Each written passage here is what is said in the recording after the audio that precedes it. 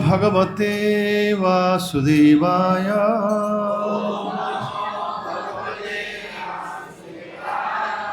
ओम नमो भगवते वासुदेवाय।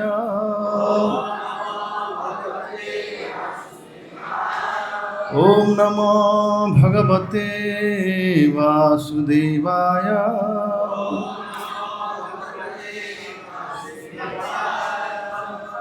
नारायणं नमस्कृत्यं नरं चैव नरोत्तमं देवीं सरस्वतीं व्यासं ततो जयमुदीरये। नष्टप्रायेषु भद्रेषु नित्यं भागवत सेवया। भगवती उत्तम श्लोके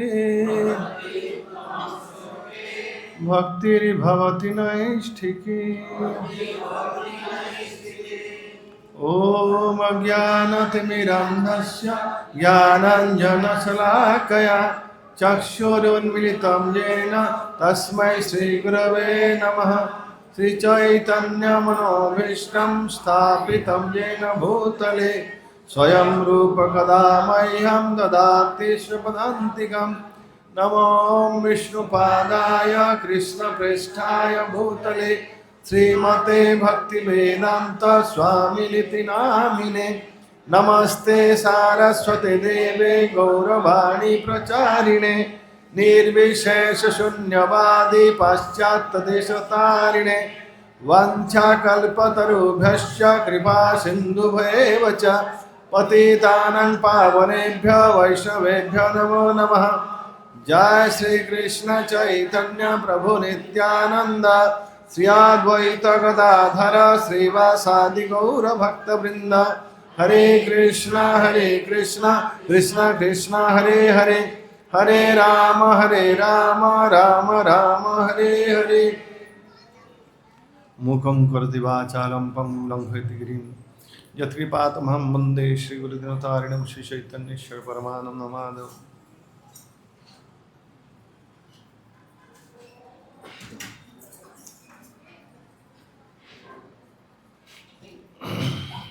हरे कृष्णा। तो आज से जो है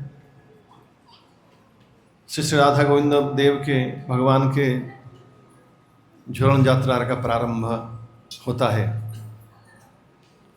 और बलराम जयंती यानी पूर्णिमा के दिन झूलन यात्रा की उत्सव संपन्न होता है। उसे झूलन पूर्णिमा भी कहा जाता है। संसार में ये उत्सव अत्यंत हृदयस्पर्शी है और रसिक भक्तों के हृदय में एक अत्यंत शुद्ध सात्विक सुख पहुंचाता है ये उत्सव।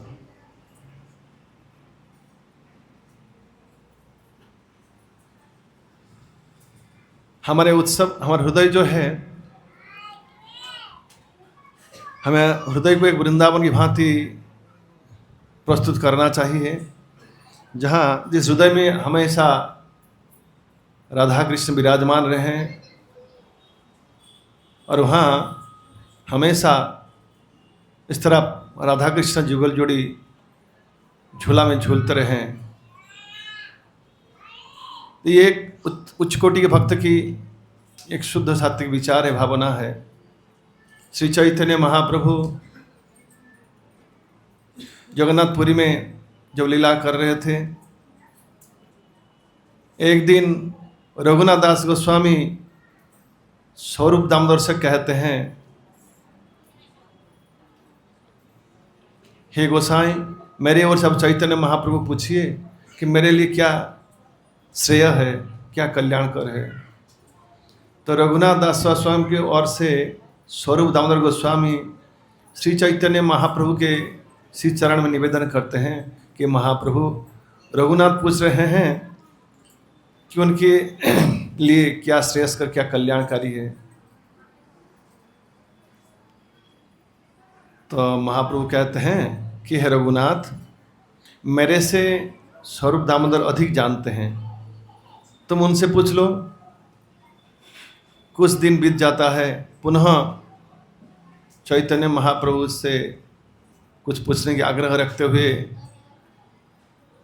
रघुनाथ दास गोस्वामी स्वरूप दामोदर गोस्वामी से कहते हैं कि आप कृपया मेरे ओर से महाप्रभु से पूछिए। ये शिष्टाचार है कि किसी बड़े लोगों के पास सीधा ना पहुंचकर उनके जो प्रिय व्यक्ति उनके माध्यम से जाने से ये शोभा देता है, यही उचित है।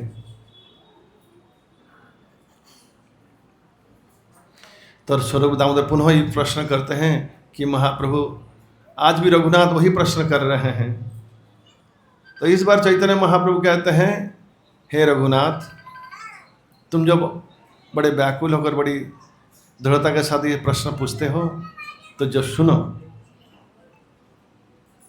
उन्होंने कुछ बात कही, उस बात को कविराज गोस्वामी चैतन्य चरितामृत में इस प्रकार लिपिबद्ध करते हैं प्यार छंद में। वैरागी भाई ग्राम्य कथा ना सुनिबे काने, ग्राम्य कथा ना बोलिबे जबे मिलिबे आने।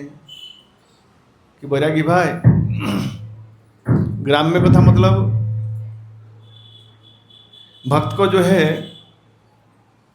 भगवत सेवा संबंधी और भगवान के दिव्य लीला संबंधी शब्द या कथा के अलावा दूसरा किसी प्रकार के शब्द कर्ण गह्वर में प्रवेश नहीं करवाना चाहिए।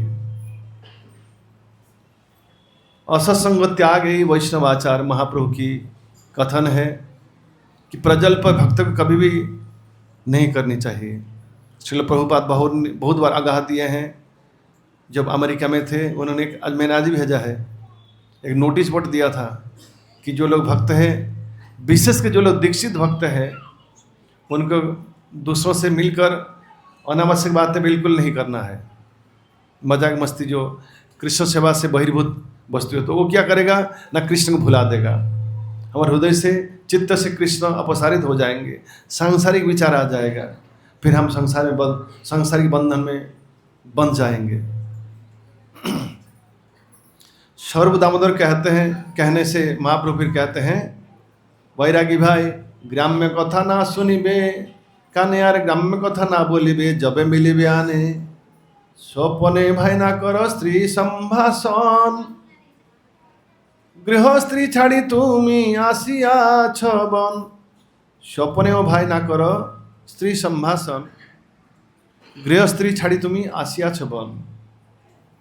हे वैरागी भाई, मन में या स्वप्न में भी किसी दूसरे स्त्री के साथ बातचीत मत करना। स्वप्न भाई ना करो स्त्री संभाषण, गृह स्त्री छाड़ी तुमी आसिया छबन। अपनी पत्नी को त्याग कर वैराग्य जीवन अपनाया है। यहाँ तक कि गृहस्थ भक्तों को भी जो सेवा के अलावा और एकांत में दूसरे स्त्री के साथ बातचीत करना चैतन्य महाप्रभु अनुमोदन नहीं किए हैं। श्रील प्रभुपाद भी इसकी अनुमोदन नहीं करते हैं। अगर जरूरी हो तो सबके सामने या किसी एक कम से कम एक दूसरे भक्तों के सामने रख कर बात करना चाहिए, एकांत में नहीं करना चाहिए। ये बहुत ही रिस्क होता है। स्वप्न में भाई ना करो स्त्री संभाषण, गृह स्त्री छाड़ी तुमी आसिया छबन। जदि जदि चाह प्रणय राखिते गौरांगेर ईशने, ছোট হরিদাসের কথা থাকে যেন মনে।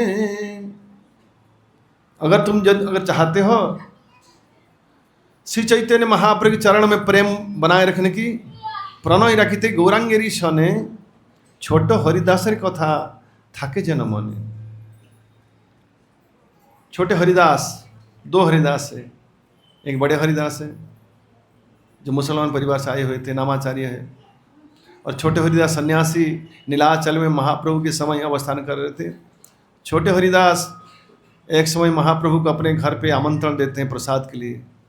उन्हें पता था शाली धान के जो शाली अन्न, शाल्य अन्न बड़ा स्वादिष्ट और उच्च कोटि का अन्न माना जाता था। कई सारे अन्न अभी आजकल लुप्त हो चुके हैं। हमारे बचपन में जो चावल देखते हैं आजकल वो देखने में नहीं मिलता है। बड़ा टेस्टी होता था।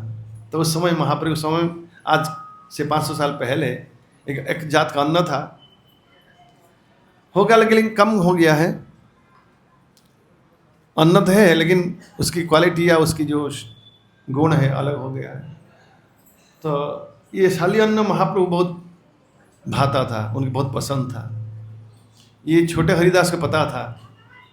छोटे हरिदास के पास ये अन्न नहीं था, उनके पास दूसरा अन्न चावल था। तो छोटे हरिदास ने क्या किया, वो सन्यास थे। सिखी माइती के बहन माधवी देवी, उनके पास जाकर एक्सचेंज करते हैं कि माधवी देवी, चैतन्य महाप्रभु ने आमंत्रण दिया है, उनको शाल्य अन्न बहुत पसंद है, तो आपके पास तो वो चावल है, आप मेरे से चावल ले लीजिए, वो चावल दे दीजिए। इस तरह एक्सचेंज करके लाते हैं और पका के महाप्रभु के लिए प्रस्तुत करके रखते हैं। महाप्रभु स्नान शौच होकर उनके आश्रम में आते हैं, भोजन के लिए बैठते हैं और छोटे हरिदास परोसते हैं वही शाली अन्न के, शाली धान चावल के अन्न।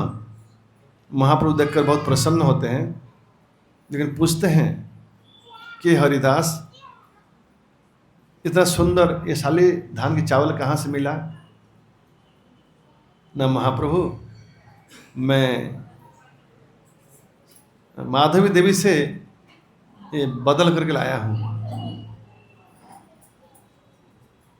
महाप्रभु चुपचाप प्रसाद तक ग्रहण कर लेते हैं, कुटिया में लौटते हैं अपनी गंभीरा में और आकर गोविंद को कहते हैं, हे गोविंद, छोटे हरिदास को मेरे पास कभी आने मत देना।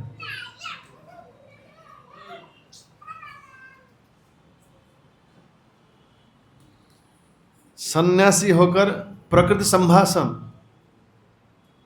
महाप्रभु कहते हैं कि लकड़ी के भी अगर प्रकृति हो, स्त्री के रूप हो, मुनि के मन को चंचल कर देता है। इस संसार की सब बहुत बड़ी आश्चर्य की बात है। जहाँ स्त्री की सत्ता नहीं है, बाजार में देखिए कभी कभी कपड़ा बेचने के लिए दुकानदार क्या करता है, स्त्री का प्लास्टिक में रूप बना देता है, वो प्लास्टिक ही है, और उसको कपड़ा पहना देता है। लोग उस कपड़े को देख कर बोलते हैं ये कपड़ा अच्छा है। तो कबीरदास वहाँ लिखते हैं, वर्णन करते हैं, पत्थर की या लकड़ी के प्रकृति के रूप देखकर मुनि का मन चंचल हो जाता है। और ये सन्यासी को साक्षात प्रकृति से संभाषण की है, इसलिए मैं इसे त्यागता हूँ, इसे कभी भी मेरे पास आने मत देना।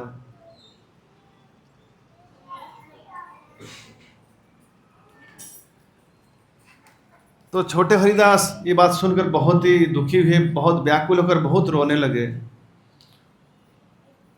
उनकी तरफ से बहुत सारे लोग जाकर महाप्रभु से माफ़ी मांगे, लेकिन महाप्रभु किसी भी तरह तस से मस नहीं हुआ अपने सिद्धांत में। उन्होंने कहा, अगर मुझे जबरन करोगे तो मैं यहाँ से चला जाऊँगा, वहाँ अलारनाथ चला जाऊँगा या दूसरा कहीं चला जाऊँगा, इसलिए मेरे पास उसकी बात लेकर मत आओ कोई।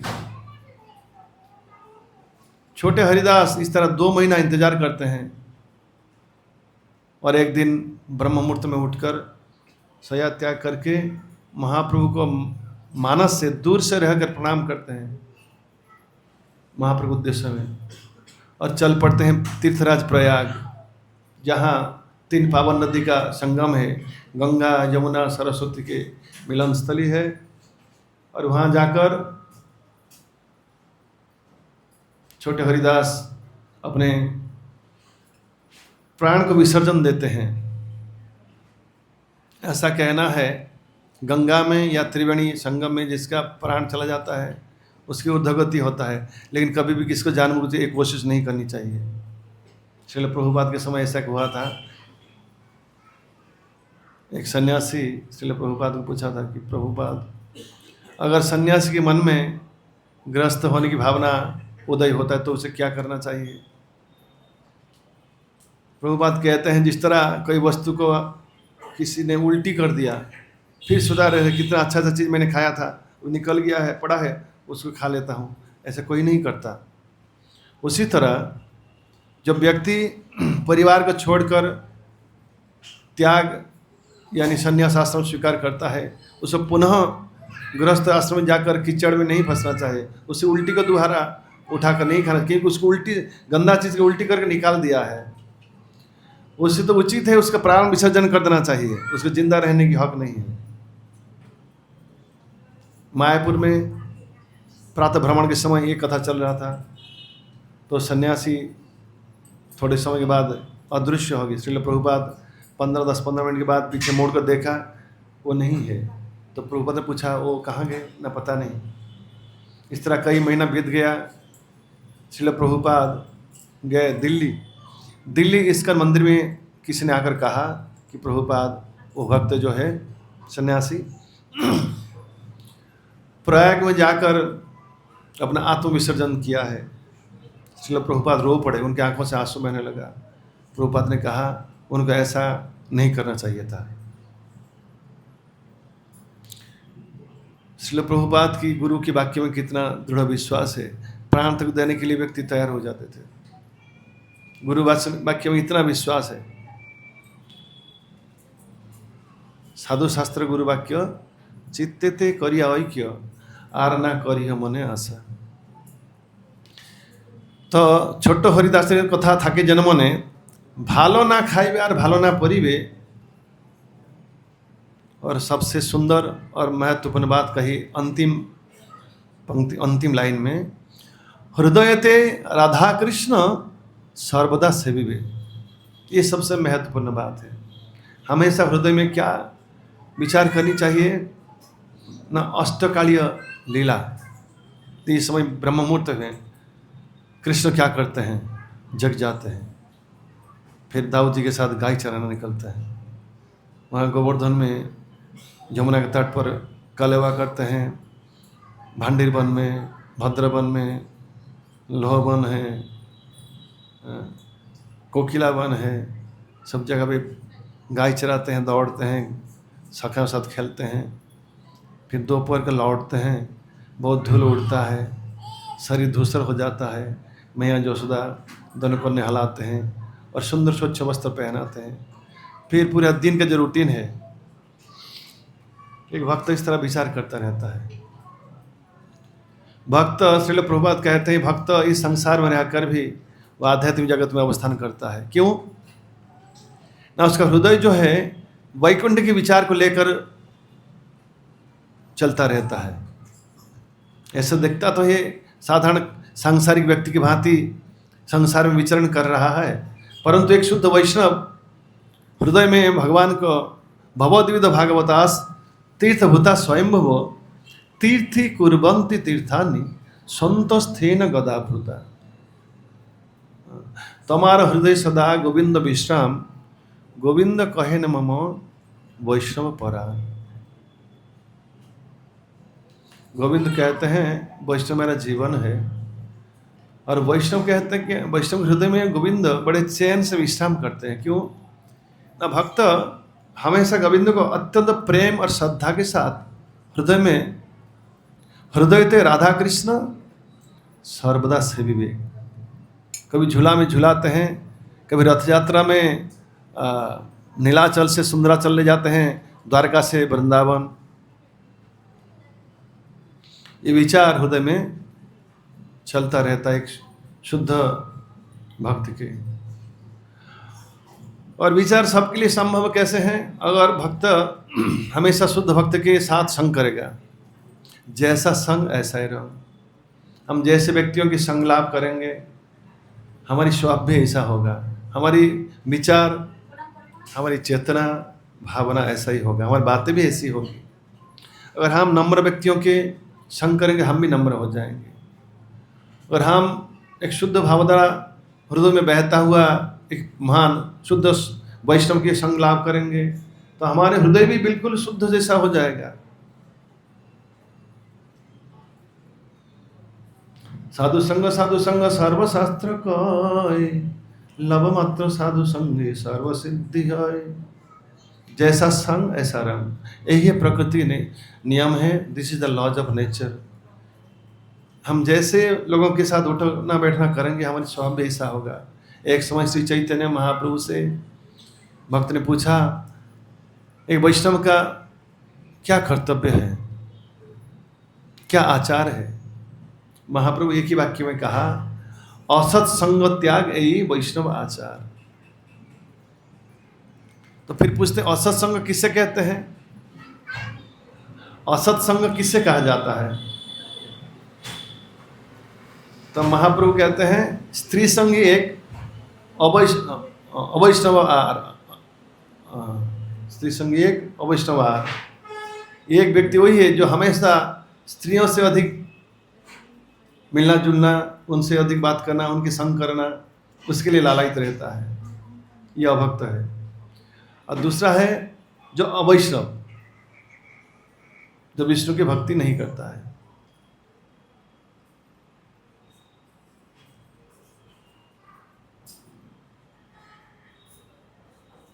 एक बार गुरु महाराज कह रहे थे कि यहाँ तक कि पति पत्नी भी पहले ज़माने में अधिक बातचीत नहीं करते थे। उसमें घर थोड़ा बड़ा होता था, वो लोग अंतपुर पीछे रहते थे, कभी संध्या का समय मिलना जुलना होता था, बाकी दिन भर दूसरे काम में। क्योंकि भगवत धाम लौट जाने की पहला बंधन स्त्री है, दूसरा बंधन पैसा है।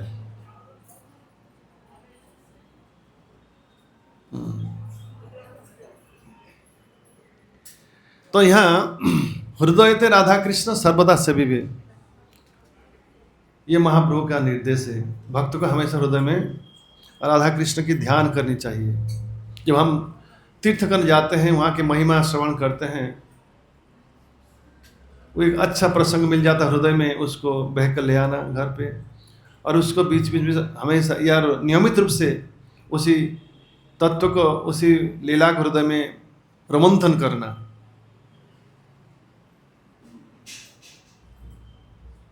कैसे भगवान ने गोवर्धन लीला प्रकट की, गोवर्धन कैसे ब्रज में पहुँचे, भगवान कैसे गाय चराने जाते थे, कैसे पावन सरोवर में स्नान करते थे, राधा कुंड में कैसे लीला की, किस तरह भगवान ने अरिष्टासुर का वध किया, मानस सरोवर में कैसे भगवान नाव के लिए बोट पास टाइम्स लीला, नाव लीला प्रकट करते थे।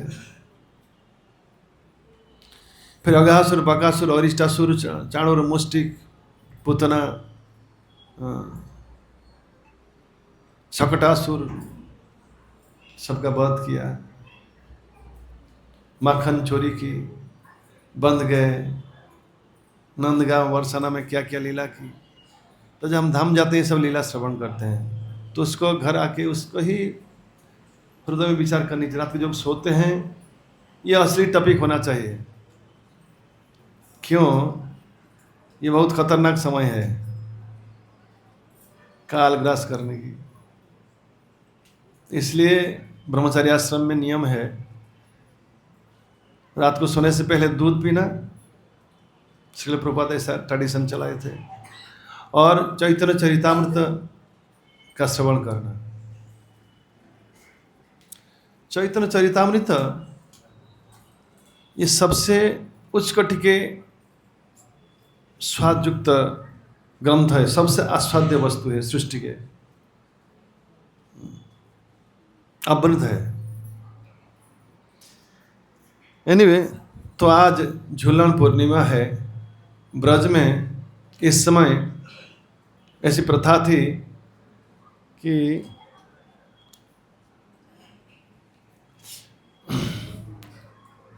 द्वापर युग में इस ट्रेडिशन था कि सभी विवाहित लड़कियों को पिताजी के घर से कोई जाएगा बुलाने के लिए।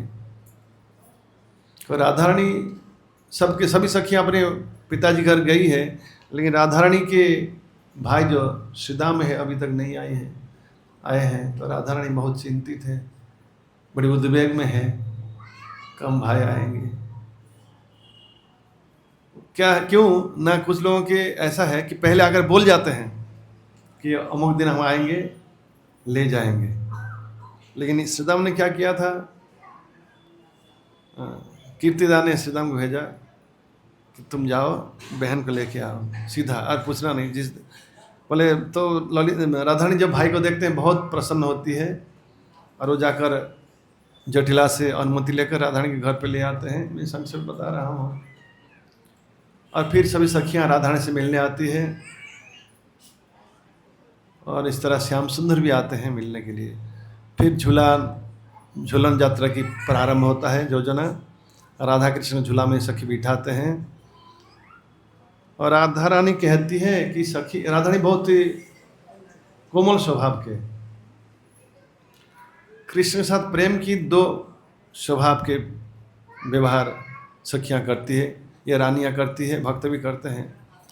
वामा स्वभाव और एक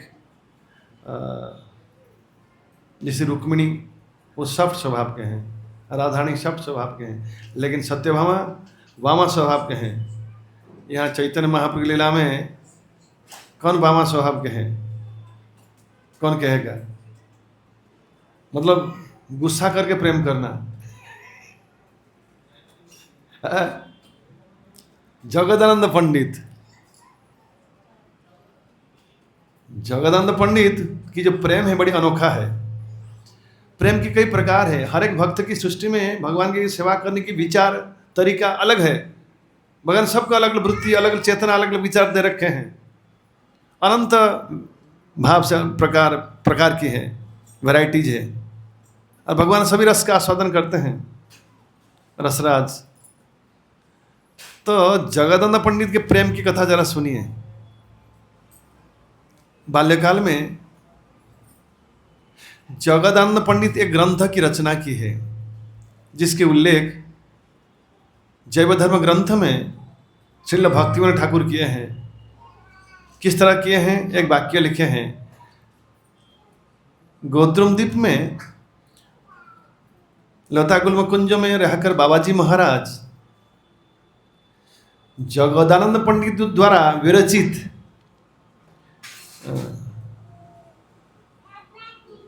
कौन सा ग्रंथ? प्रेम विवर्त, बांग्ला लिखा है। बाबाजी महाराज जगदानंद पंडित द्वारा विरचित प्रेम विवर्त सजल नयने पाठ करितेन। बाबाजी महाराज जगदानंद पंडित के द्वारा विरचित ग्रंथ प्रेम विवर्त नामक ग्रंथ आंसू बहाते हुए पाठ करते थे। उसी ग्रंथ में वर्णन है, जो कि कविराज गोस्वामी के कवि चरितामृत में नहीं है, चैतन्य भागवतम भी नहीं है, चैतन्य चरितामृतम में भी नहीं है, और चैतन्य मंगल में भी नहीं है। क्या है? सब लोग सुने हैं। इनकी जरा जगदानंद पंडित की जरा स्वभाव, नेचर देखिए। और महाप्रभु की बहुत प्रिय है। उन्होंने महाप्रभु कभी कोई जगह कहते, जगह डांटते भी थे। तो प्रेम के अलग अलग व्यवहार होता है।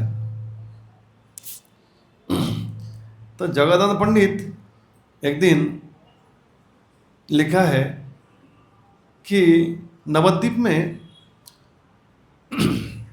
गोद्रुमद्वीप में एक नदी है, अलकानंदा नदी।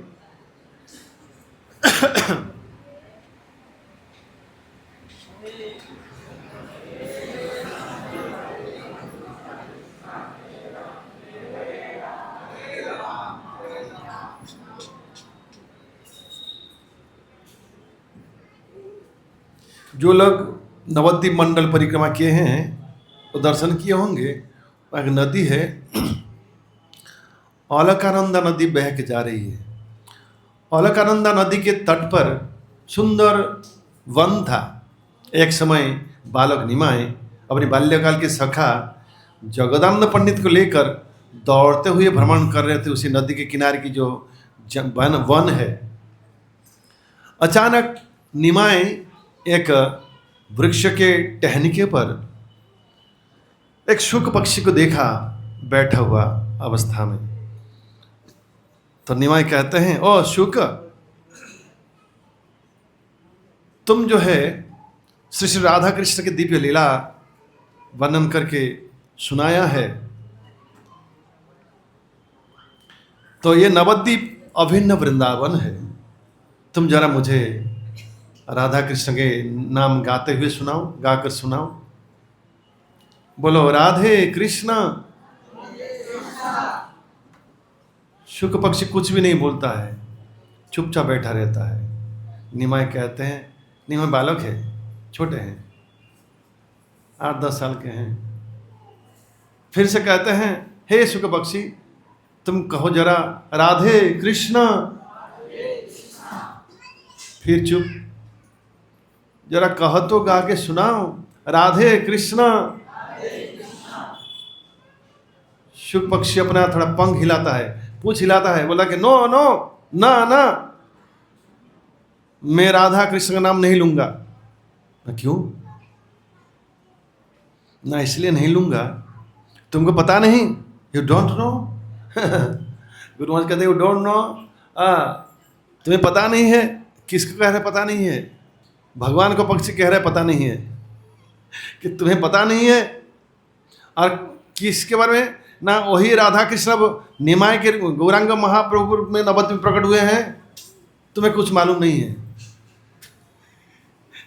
स्वयं गौरांग महाप्रभु को शुक पक्षी कह रहा है, तुम्हें पता नहीं है, राधा कृष्ण अभी गौरांग महाप्रभु के रूप में नवद्वीप में प्रकट होकर लीला प्रकट कर रहे हैं, तुम कुछ जानते नहीं हो।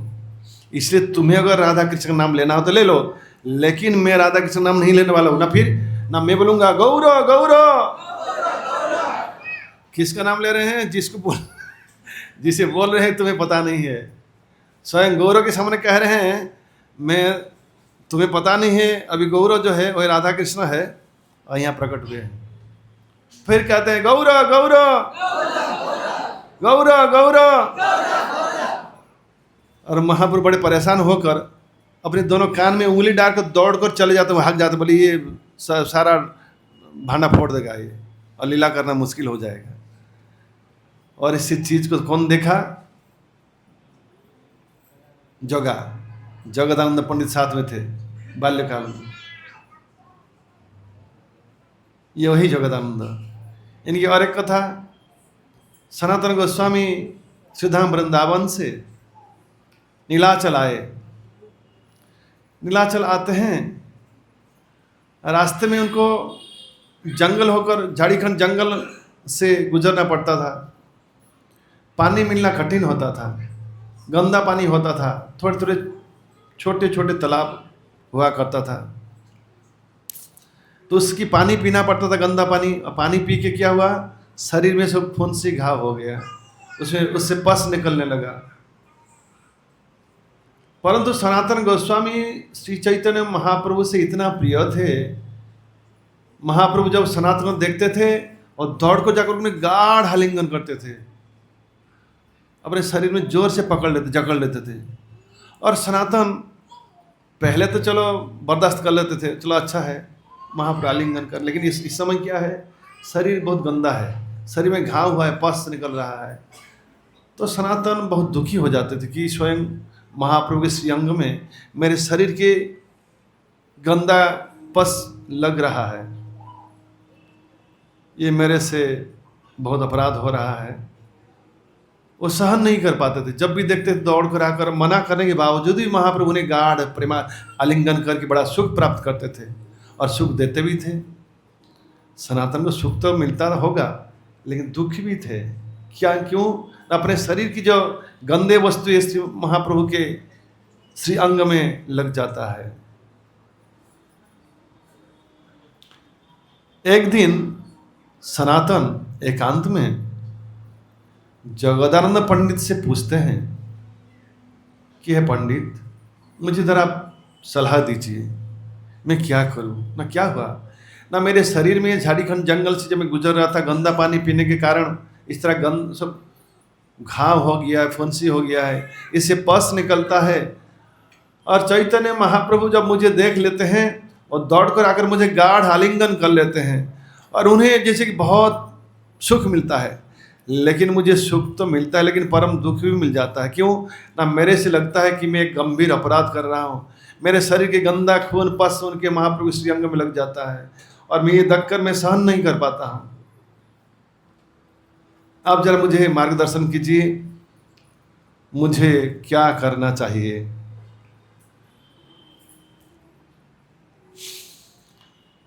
जगदानंद पंडित कहते हैं कि आपका उचित है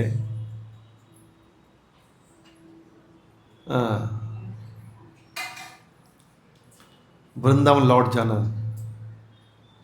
या नहीं रहना।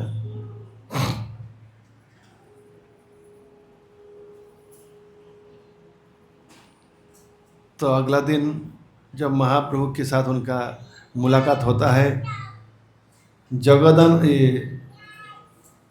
सनातन गोस्वामी श्री चैतन्य महाप्रभु से कहते हैं कि महाप्रभु अब मैं वृंदावन लौट जाऊंगा। ना क्यों, इतना जल्दी क्यों? ना मेरे शरीर में इस तरह खून और पस से भरा हुआ है, आप मेरे मना के बावजूद भी आप मुझे गाढ़ा आलिंगन कर लेते हैं। मुझे सुख तो मिलता है लेकिन बहुत दुख मिलता है कि मेरा गंदा शरीर आपके शरीर में स्पर्श होने से मैं गंदे चीज़ आपके शरीर लग जाता है, देखकर मेरे सहन नहीं होता है, लेकिन आप मेरे बात नहीं मानते हैं और मुझसे अपराध, गंभीर अपराध होता है। और मैं जगन्नाथ पंडित से सलाह मांगा, उन्होंने मुझे सलाह दी है कि मुझे नीलाचल से ब्रज में लौट जाना चाहिए। महाप्रभु क्रोध करते हैं, क्रोधित होकर क्या कहते हैं, तुम्हें किसने सलाह दी? ना जगदानंद पंडित, ना जगा बटुआ, तुम सारे जगत के गुरु होने के योग्य हो, वो तुम्हें सलाह उपदेश देता है? उसकी हिम्मत कैसे हुई? हाँ, महाप्रभु ने कहा जगा, एक काल का जगा बटुआ, वो तुम्हें सलाह देने के लिए हिम्मत रखता है? तुम उसके गुरु के, तो उसके नहीं, जगत के गुरु के तुल्य हो तुम। तुम्हें ज्ञान उनसे लेना चाहिए, उनको लेना चाहिए, और तुम्हें सलाह देने के लिए आ जाता है। सनातन गोस्वामी कहते हैं कि महाप्रभु आज मुझे पता चला कि जगदानंद आपको कितना प्रिय है। आपके हृदय के करीब के व्यक्ति है जगदानंद पंडित। ना ऐसा कैसे समझ लिया, ना ऐसा समझा। देखिएगा, व्यक्ति अधिक किसके पर क्रोधित होता है जीवन में? कौन कहेगा? कौन हाथ उठाया है? एक गृहस्थ व्यक्ति अधिक किसके घर में, किस या परिया समाज में, दुनिया में वो क्रोध किसके पर अधिक दिखाता है? हाँ, पत्नी के ऊपर। पूरा ऑफिस से, बाजार से, मार्केट से, दुनिया से लौट कर आएगा और कभी बिना कारण से, बिना बेवजह भी पत्नी को फायरिंग कर देता है। क्यों? ना, ये भी एक प्रेम का प्रतिफलन है। पत्नी समझ लेती है, जो होशियार पत्नी है, और वो सुख भी लेता है डांट से, वो दुखी नहीं होती है। पता है कि जो जोर फायरिंग आ रहा है, ये प्रेम की फायरिंग है, उसमें विचलित नहीं होता है। तो जगदानंद पंडित की हाल ऐसी है। इसको कौन ठहराया ऐसी हाल? सनातन गोस्वामी कहते हैं कि महाप्रभु आपकी जो चरम प्रेम की निदर्शन में इस वाक्य से महसूस कर लिया। आपने जब जगदानंद पंडित को डांटा, बटुआ, जगा, ये शब्द प्रयोग करके, और उसकी भर्त्सना करके, विशेष शब्द प्रयोग, भर्त्सना, गाली नहीं, भर्त्सना। भले गाली और भर्त्सना करीब के शब्द है, लेकिन अंतर भी है। भर्त्सना मतलब गाली से थोड़ा शब्द से एक साधु शब्द है। उसकी जो भर्त्सना की, बटुआ, जगह कहकर, इससे मैं समझा कि आप जगदानंद पंडित को कितना प्रेम करते हैं।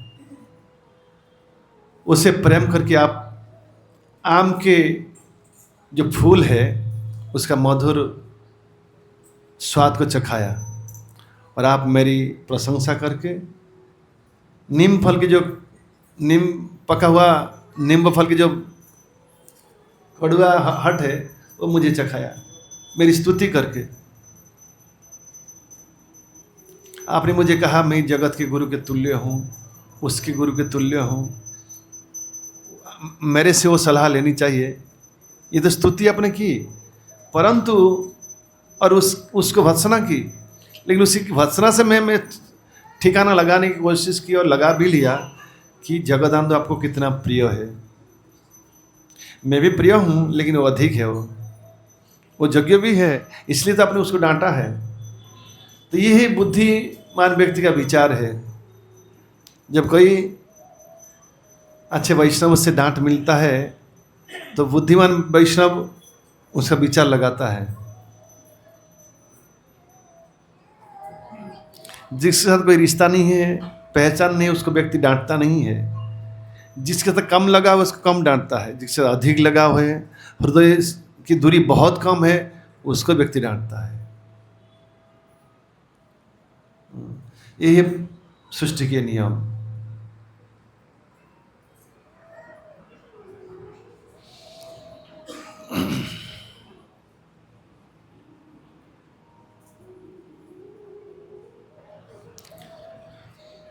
तब झूलन लीला में राधा कृष्ण को बिठाए हैं और झूलन में झूला रहे हैं। राधानी कहती है कि धीरे झूलाओ, मैं गिर जाऊँ नहीं तो ललिता विशा कहती है, हे राई चिंता मत करो।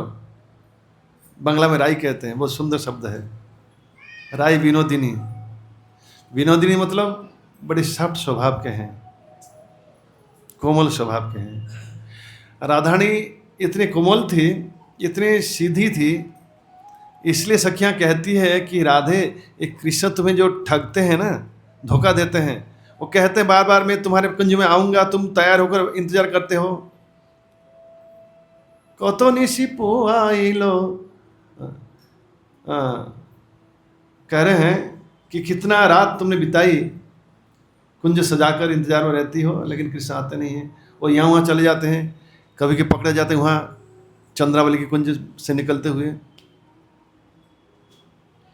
तुम थोड़ा होशियार बनो, इस बार कृष्ण आएंगे तो गुस्सा करना, बात नहीं करना, अभिमान करना।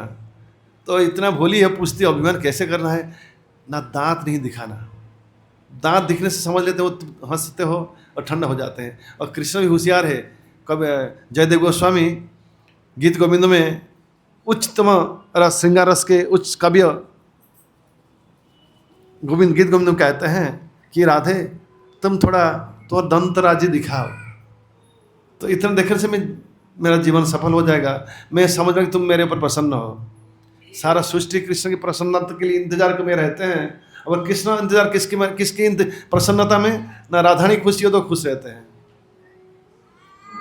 और राधानी को कहते हैं मदन मोहन मोहिनी, कृष्ण है मदन मोहन।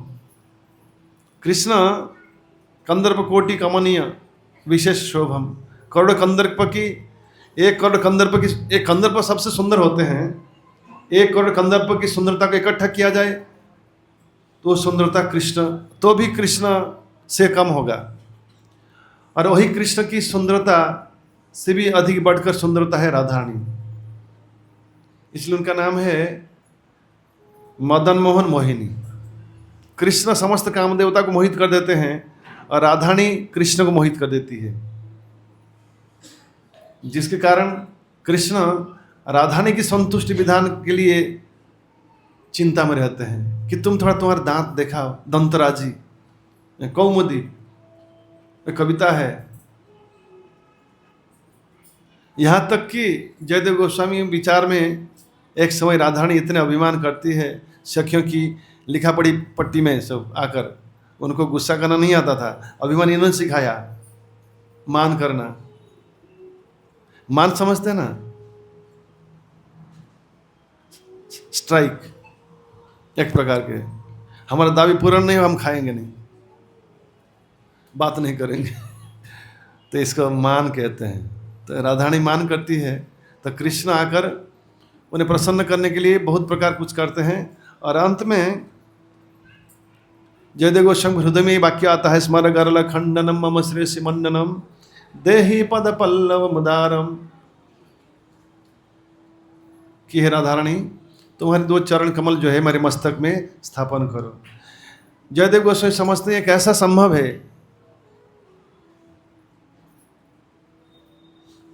शंकराचार्य लिखते हैं, रमा शंभु ब्रह्म मोर पति गणेशार्चित पद जगन्नाथ स्वामी नयन पथगामी भवतु मे।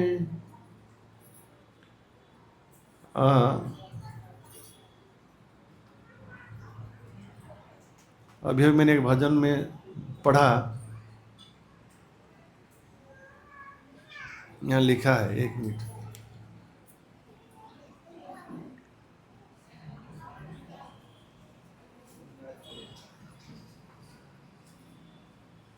धीरे धीरे झूलाते झूलाते स्पीड बढ़ जाता है और जोर से झूलता है।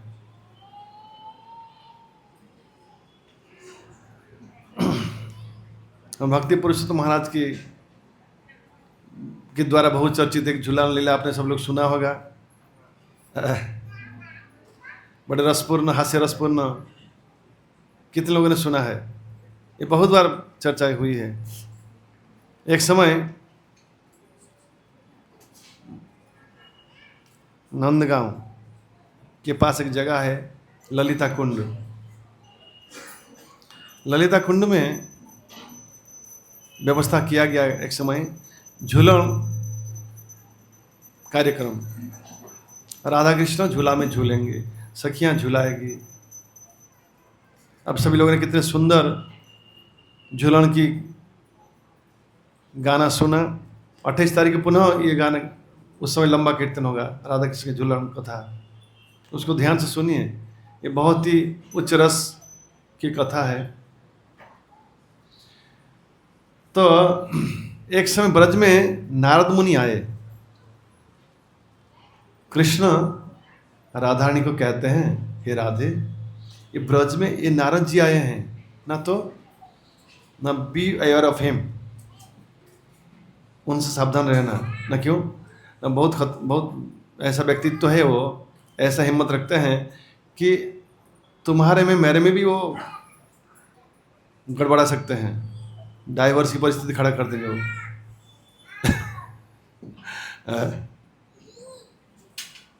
इस रोज बच कर ना, मेरी तो विश्वास नहीं होता सृष्टि में ऐसा कोई शक्ति है कि आप में और मेरे के बीच में कोई कुछ विच्छह परिस्थिति खड़ा कर सकता है।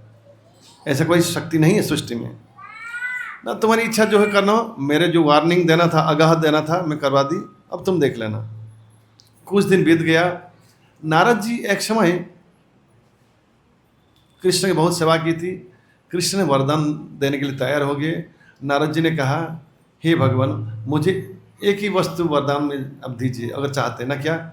ना एक ही दिन एक बार आप राधारानी के बदले ललिता को बाएं बिठाकर झूला में झूलना, ये मैं थोड़ा देखूंगा, ये मेरी इच्छा है। अब ठीक है, तथास्तु, तुम्हारी संतुष्टि अगर इसमें है तो ऐसा होगा। तो नंदगांव में ललिता कुंड में झूलन की व्यवस्था हुई है। तो कृष्ण पहुंच गए झूलन जगह पे, सभी सखियां भी प्रस्तुत है, झूलन तैयार है, सब कुछ। परंतु श्रृंगार के लिए राधारानी का थोड़ा देर हो रहा था पहुंचने में जगह पर। कृष्ण को याद आई कि नारद जी ने एक बार वरदान मांगा था कि ललिता को बाएं बिठाकर झुलाऊं। मेरी तो इच्छा नहीं है, लेकिन नारद जी की इच्छा है, तो उनकी इच्छा पूर्ति के लिए मैं वरदान दिया था। तो कहता है, अच्छा देखो ललिता, मेरी इससे भी कोई इंटरेस्ट नहीं है, लेकिन तुम थोड़ा बैठ जाओ, नारद जी को मैंने वरदान दिया था।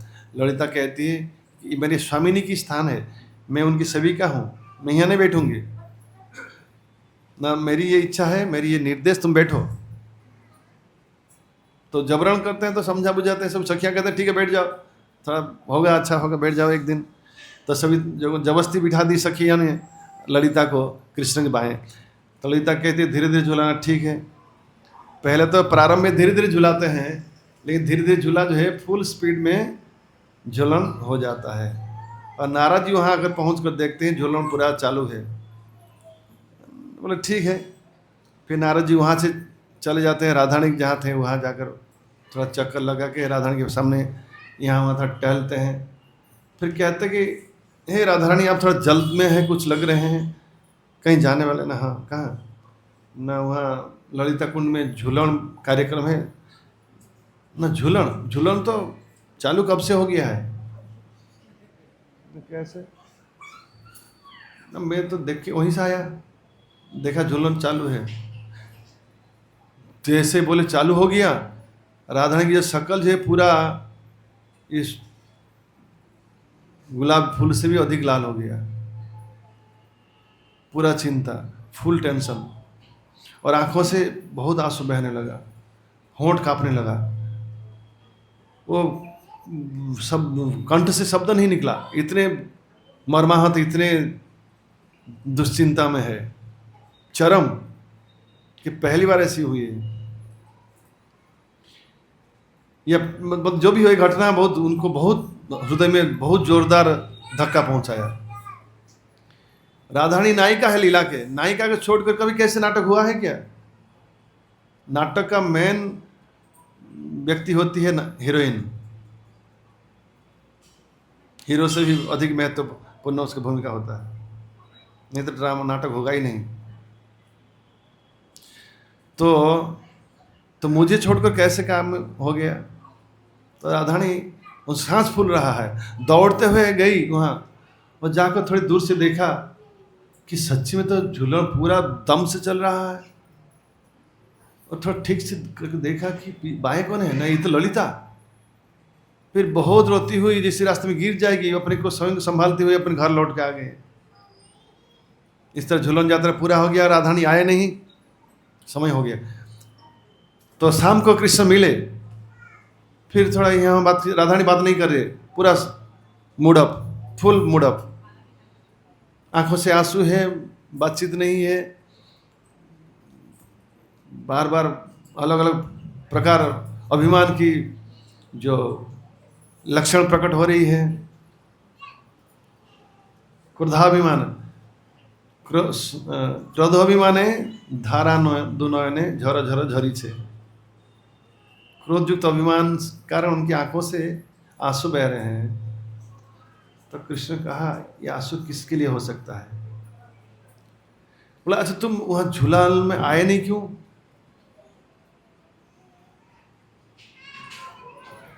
फिर बहुत देर के बाद बोला कि वहां मैं गई नहीं थी, लेकिन वहां ललिता बाई बैठ कर झूल रही थी, मुझे नारद आगे क्या है? नारद जी ने बोला ना, ना तुम याद करो, ये थोड़ी दिन पहले मैंने तुम्हें आगाह की थी ना क्या, ना नारद जी ऐसा एक व्यक्तित्व है, तुम्हारे में मेरे में बीच में भी दूरी बना सकता है, हो सकते हैं, इससे बच कर रहना। विवाह मतलब तुम बिछो की परिस्थिति खड़ा कर ना, क्यों ना? एक दिन नारद जी मैंने बहुत सेवा की थी, उनको वरदान दिया था, नारद जी बदले में वरदान में क्या मांगा था ना, ललिता को बाएं बिठा के झूलाऊं, एक दिन वो देखना चाहते। मेरी कोई इंटरेस्ट नहीं है ललिता के प्रति, उन्होंने तो कहा था, इसलिए उनकी इच्छा पूर्ति की ललिता को बाएं बिठाया था। तुम बिल्कुल बेचैन हो, बेफिक्र हो, ये मेरी इच्छा नहीं थी, ये उनकी कथा के अनुसार ना, तो बिल्कुल जीरो में आ गए, न्यूट्रल में आ गए, इमीडिएट। उसने वरदान मांगा, वही आकर देखकर यहाँ बोल दिया, पूरा नाटक, और आपके और मेरे बीच की दूरी खड़ा कर दी। ऐसे व्यक्तित्व है। लेकिन कभी भी नारद जी को विलियन या कॉमेडियन या झगड़ा बनाने वाला व्यक्ति ना समझे। नारद जी इतने बुद्धिमान व्यक्तित्व है।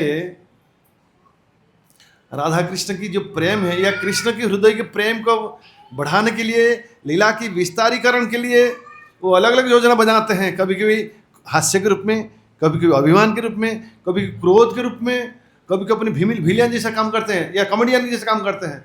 लेकिन ये सब कुछ नहीं है, एक सेवा ज्ञान में सब करते रहते हैं। कृष्ण अंत में कृष्ण प्रसन्न होते हैं। क्या प्रसन्न होते हैं ना, इसमें कई सारे चीज कृष्ण को सुख देता है। क्या ना, इसमें एक साइकोलॉजी है। कभी जगत में किसी लड़का लड़की में अगर प्रेम हो गया, लेकिन लड़की को कभी मालूम पड़ा ये लड़का दूसरे किसी से थोड़ा टच में है, तो लड़की बहुत रोती है। छोड़ा नहीं अभी, लेकिन बहुत दुखी रोती है, क्रोध करती है, उससे लड़का को थोड़ा सुख मिलता है। क्या सुख ना, ये कन्फर्मेशन है कि लड़की मुझे कितने हद तक प्रेम करती है, मुझे छोड़ना ही नहीं चाहती है, इसलिए रोती है कि मेरे कोई शेयर ना करे, ये मेरी संपत्ति है, अकेला मैं ही, मेरी प्रॉपर्टी है। इसमें एक साइकोलॉजी क्या है कि बहुत अधिक प्रेम करती है, ऐसा प्रमाणित होता है। तो कृष्ण इस तरह सुख देता है कि राधारानी कितने चरम तक कृष्ण को प्रेम करते हैं, वो किसी को अपना बांटना नहीं चाहते हैं और अपनी ही संपत्ति बना कर रखते हैं। इस तरह कई सारे चीज तत्व कृष्ण को प्रसन्न देता है, जिसके कारण नारद जी कृष्ण की संतुष्टि विधान के लिए और आगे आने वाले पीढ़ियों की कर्ण की, हृदय की, विचार की शुद्धिकरण के लिए लीला बढ़ाकर छोड़ के जाते हैं कि जनक जगत की कल्याण हो, कृष्ण लीला बढ़ता रहे, चर्चा होता रहे, श्रवण करता रहे और जगत से, कलमश से, बंधन से मुक्त होकर भगवान धाम लौट कर चले जाए। ये खास कॉन्ट्रैक्ट ले रखे नारद मुनि, सबको लौट जाने के लिए। कभी कभी बच्चों को बहला फुसला कर दक्ष प्रजापति के लड़कों को फुसलाया, इधर आओ न, क्या मनुष्य जीवन का ध्येय है भगवान को पाना, क्यों संसार रूपी अंधकुआं में गिरोगे? अथात ब्रह्म जिज्ञासा, अब जानकारी करने की समय आया है, बहुत जन्म बिता दिया है, अब तब पूछो मैं कौन हूं, भगवान कौन है, तुम्हारे साथ भगवान का क्या संबंध है? इतना सुंदर शरीर मिला है, हाँ, ये शरीर, एक सुंदर शरीर कृष्ण के चरण में सेवा में लगाओ, देखो बहुत सुख मिलेगा।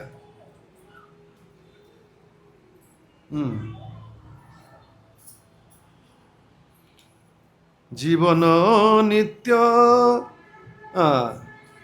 जानह सार, ताहे नाना विध विपद भार, नाम आश्रय करी যতনে তুমি থাক আপন काजे। एक पद है,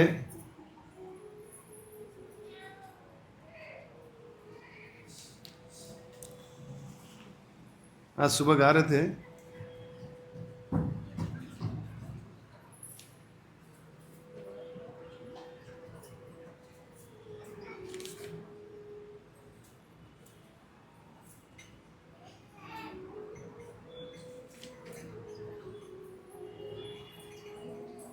ए मन दुर्लभ मानव देह, पाइया की कर भावना के।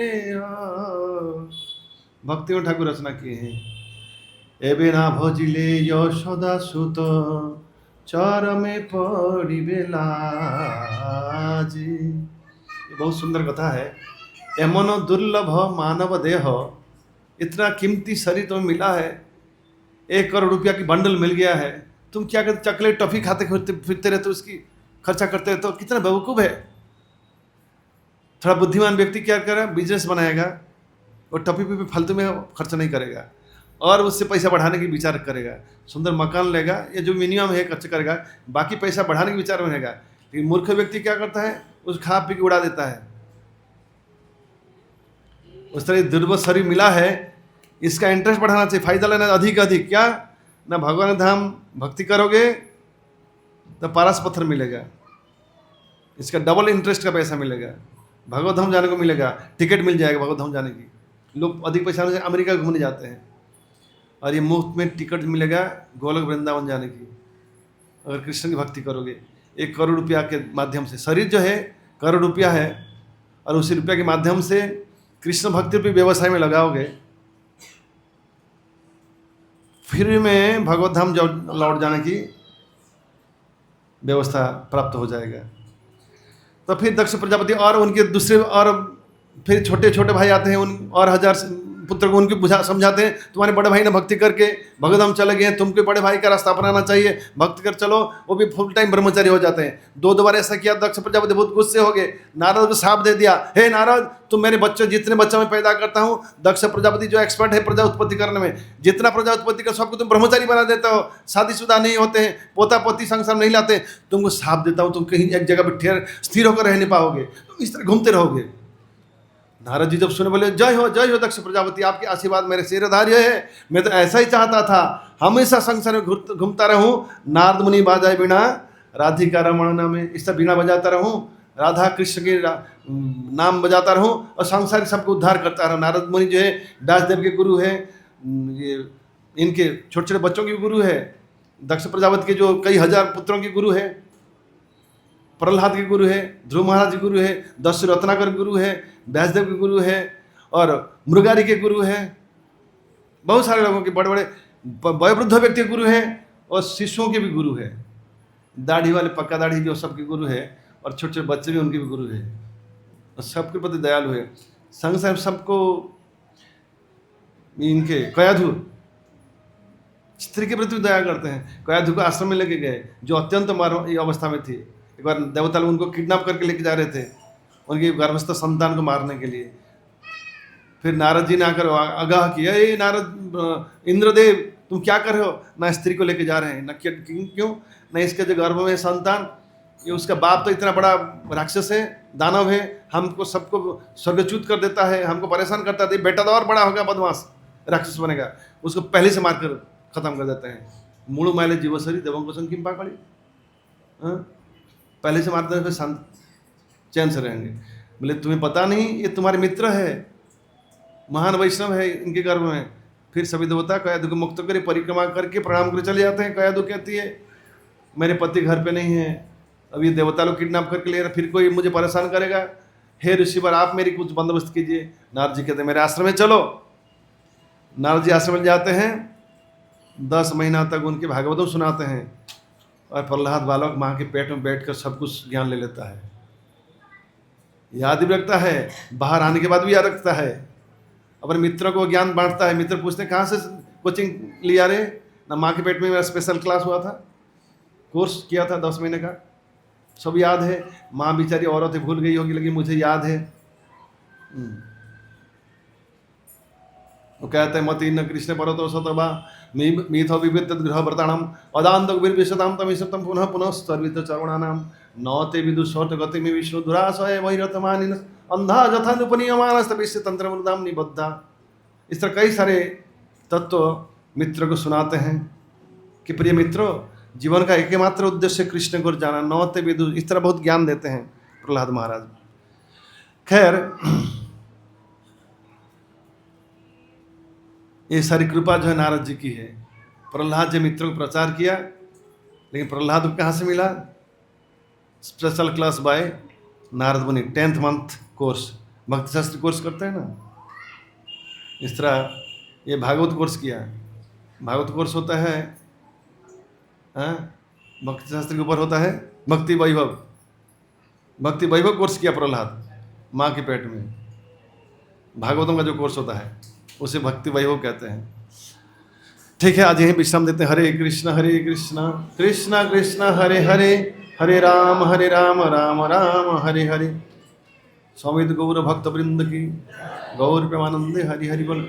जो लोग वृंदावन जाना चाहते हैं अभी भी समय है, कृपया नाम रजिस्ट्री करें और 5 मिनट उठकर खड़े हो जाइए, कीर्तन हो गया उसके बाद प्रसाद है सबके लिए। हरे कृष्ण। हाँ, आज के ये कार्यक्रम के जो प्रसादम की व्यवस्था की है श्रीमान, वो 4 भाई थोड़ा सामने आके शकल दिखाओ तो। गुटी गुटी पाया कर 4 जन चले आसो ना खाने।